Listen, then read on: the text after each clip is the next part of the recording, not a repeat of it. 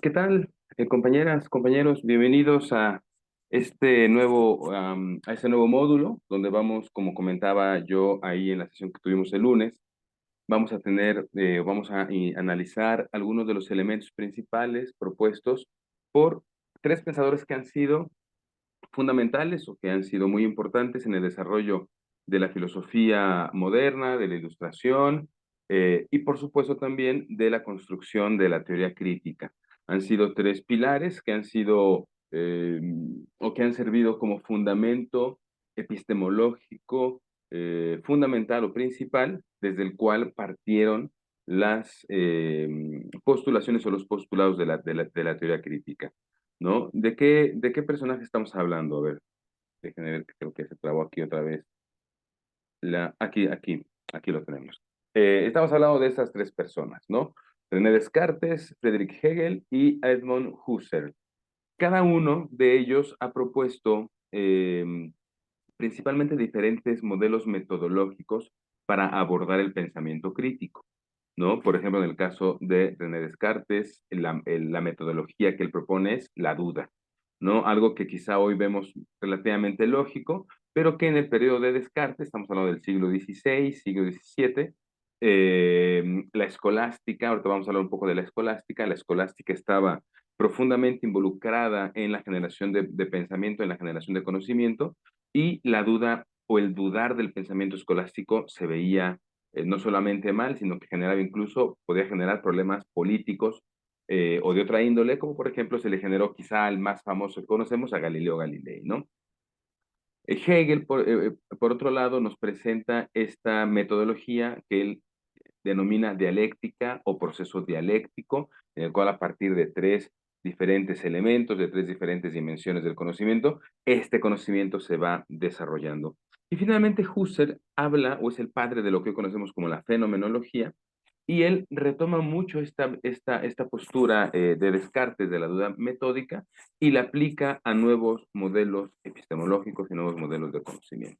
Entonces, vamos a hacer un análisis breve de estos tres pensadores. Este video lo vamos a dedicar únicamente al pensamiento de René Descartes. Bueno, como yo les decía, René Descartes genera eh, su, su filosofía, lo que conocemos hoy como la filosofía moderna. De hecho, a Descartes se le conoce como el padre de la filosofía moderna, precisamente dentro de un periodo que conocemos como la revolución científica, ¿no? Si la revolución científica lo que hizo fue construir las bases metodológicas principalmente de lo que hoy se denomina ciencia moderna.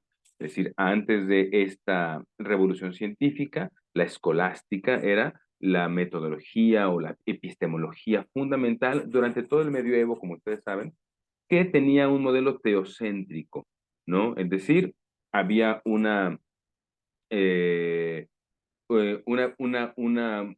un involucramiento de la figura de Dios dentro del desarrollo del conocimiento, ¿no? Los principales escolásticos ustedes los conocerán, ¿no? Podemos partir incluso desde San Agustín de Hipona hasta Tomás de Aquino, incluso la escolástica española, muy famosa esta última del siglo XV, siglo XVI, con Francisco de Vitoria, con Suárez, etcétera, etcétera, ¿no? En el siglo XVI, siglo XVII, esta revolución científica lo que hace es establecer, ¿no?, la segmentación del conocimiento en lo que conocemos como asignaturas, materias como la matemática, la química, la física, que van revolucionando o que van haciendo que se avance el conocimiento a partir de la resolución de problemas, pero esa resolución de problemas se hace a partir de un método científico. La revolución científica genera principalmente el gran aporte es esta idea de construir un método científico que pueda eh, derivar en postulados científicos universales. Esto se aplica inicialmente de manera muy clara en lo que conocemos como ciencias duras o ciencias exactas, aquí les pongo yo matemáticas, química, física, pero tuvo un impacto fundamental y muy profundo también en las ciencias sociales, ¿no? Aquí vemos que prácticamente se reconoce este periodo de revolución científica, su punto de inicio con el Revolutionibus Orbium Coelestum de Copérnico, y que termina con 140 años después con la ley de gravitación universal de Newton. Por supuesto, también aquí se involucra mucho a Galileo. Es curioso que la revolución científica tome como punto de partida y como análisis transversal lo que tiene que ver con la figura de los astros y con la posición de la Tierra en el espacio, ¿no? En el universo, ¿no? Aquí lo que estamos, lo que se aprecia mucho en esta revolución científica es comprender, entender en dónde estamos, de dónde venimos. Por eso empieza también con un renacimiento, un renacer de estas dudas que ya se habían planteado desde el modelo griego, ¿no? Y que son retomadas en estos siglos. Bueno, ahora bien, en el ámbito de las ciencias sociales, esta revolución científica influye profundamente en el movimiento que conocemos como la Ilustración y que fue precisamente de este modelo de la Ilustración donde empieza a revolucionarse todo el pensamiento social, del cual deriva en años después la Revolución Francesa. Es decir, la revolución científica tiene un componente emancipador de la persona humana, ¿no? La persona humana se convierte en el centro de estudios y en el objetivo final de estos estudios sociales. Uno de los representantes más importantes de la revolución científica, pues es, como lo hemos comentado, Descartes, padre de la geometría analítica y de la filosofía moderna. Esto es importante porque, por un lado, la geometría analítica o Descartes desde la geometría analítica nos ofrece un elemento que ustedes recordarán que es muy importante para el desarrollo de las ciencias sociales, o que ha sido muy importante para el desarrollo de las ciencias sociales, que es el plano cartesiano. La posibilidad de graficar en un plano los datos, los conocimientos que vamos adquiriendo a partir de la recolección científica precisamente de esta información. Entonces, el plano cartesiano se convierte en un modelo que hasta el día de hoy ha sido utilizado, que lo seguimos utilizando para graficar, para mostrar, para demostrar, ¿no? Tendencias, para demostrar situaciones, ¿no? Y que son utilizadas por supuesto, en áreas de las ciencias naturales o de las ciencias exactas, pero que también son muy utilizadas en el área de las ciencias sociales, principalmente en el área de la sociología, con todo el tema de la estadística. Entonces, la estadística tiene como punto de partida precisamente este modelo cartesiano. Y luego de la filosofía moderna, a partir del cual se desarrollan una serie de líneas de pensamiento que de algunas de estas ya hemos hablado, ¿no? El racionalismo, el empirismo, el materialismo, el positivismo, todas estas corrientes se van desarrollando a partir de este cisma que Descartes genera en los estudios filosóficos, ¿no? ¿Por qué? En principio porque Descartes es un férreo opositor de la escolástica. ¿Por qué? Porque la escolástica consideraba que el principio de autoridad era el método, no era propiamente un método, pero bueno, el principio de autoridad era la manera en la que se debía de construir un conocimiento para que este conocimiento siempre estuviera de cierta manera controlado y además, algo muy importante que establecía la escolástica no solamente era controlar el conocimiento, sino que éste tuviera una lógica, una lógica relacional. Es decir, que la relación que existía entre un conocimiento físico y un conocimiento biológico, pues no estuvieran en contradicción, sino que siempre estuvieran acorde, ¿vale?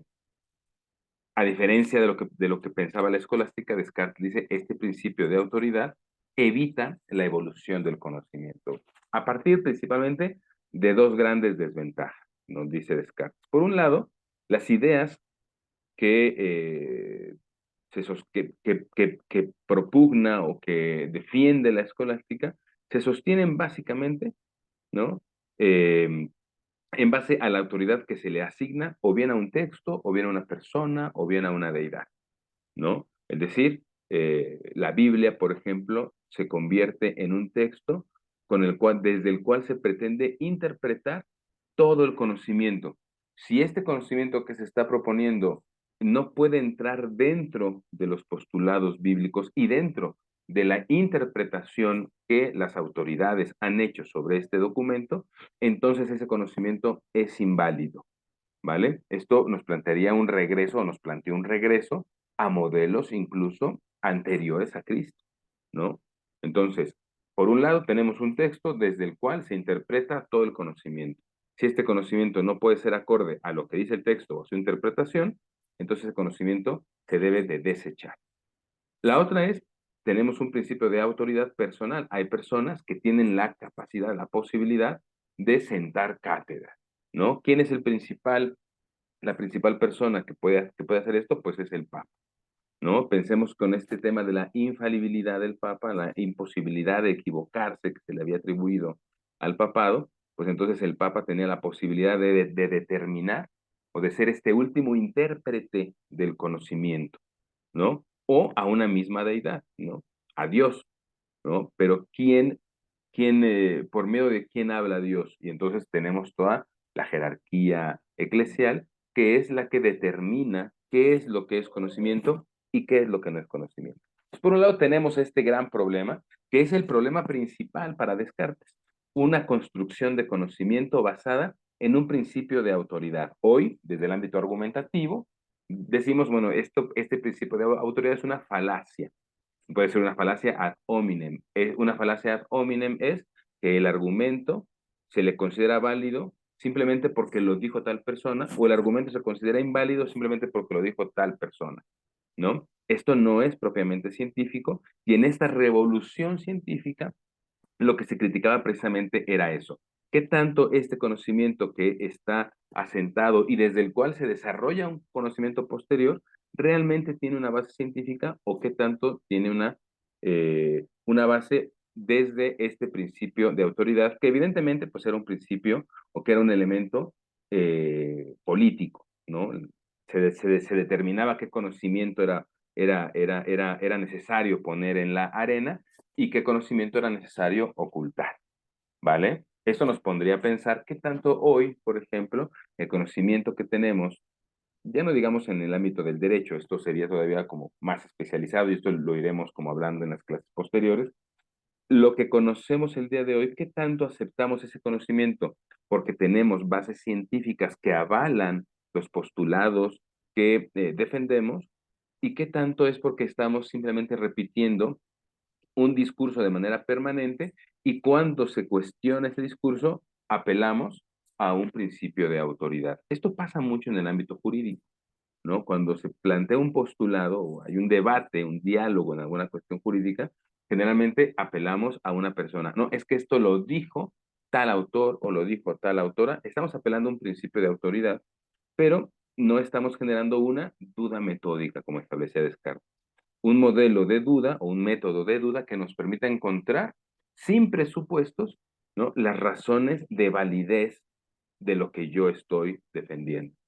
Bueno, por otro lado, dice Descartes, la escolástica no puede resolver problemas que la ciencia por medio del método científico sí puede. Es decir, lo que está viendo Descartes es que la escolástica, si bien tenía estos problemas de principio de autoridad, pues la sociedad, principalmente la sociedad europea, había avanzado de cierta forma a partir de este modelo, pero había ciertos problemas, ¿no? Y más estas situaciones que ya derivaban de una transformación sistémica que iban dirigidas a generar nuevos modelos políticos, nuevos modelos de producción, etcétera, etcétera.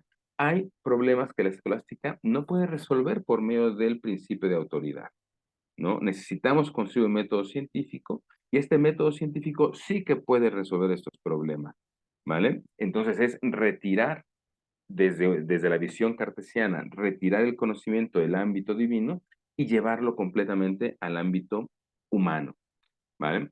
Para combatir, decía Descartes, para combatir la escolástica, ¿qué es lo que tenemos que hacer? Precisamente esto, la duda metódica. Para combatir la forma en la que la escolástica justificaba el conocimiento, Descartes utiliza la duda metódica, en la que la persona debe dejar a un lado toda creencia de cuya verdad se pueda dudar, parcial o completamente.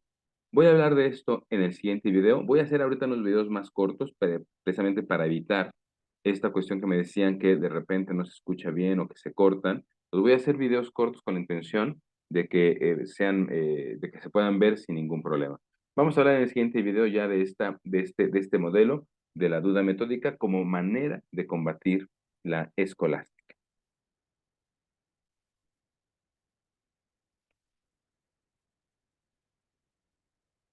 Nada más que creo que se trabó aquí ya. mi computadora nuevamente.